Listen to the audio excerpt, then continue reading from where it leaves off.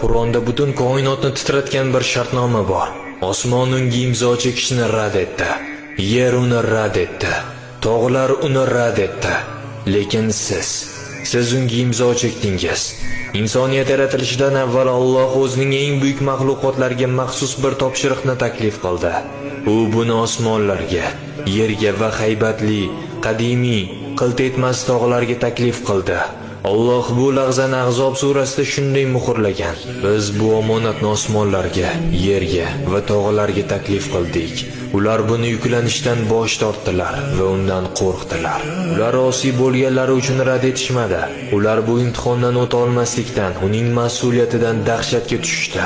So'ngra siz keldingiz, inson, kichik va mo'rt inson. Xo'sh, bu omonat nima? Bu shunchaki qoidalar yoki majburiyatlar emas.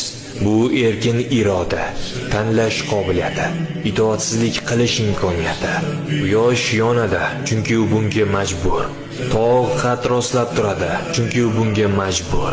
Farishtalar itoat qiladi, chunki ular bunga majbur.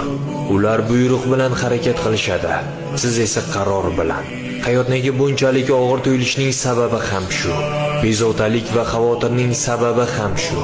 Har safar nafsingiz bilan kurashganingizda, har safar oson yo'lni emas, haqiqatni tanlaganingizda, charchagan bo'lsangiz ham namozga turganingizda, siz o'sha shartnomaning yukini his qilasiz. Siz tavakkalni tanladingiz. Siz Allohni majburiyatdan emas, o'z ixtiyoringiz bilan sevish imkoniyatini tanladingiz.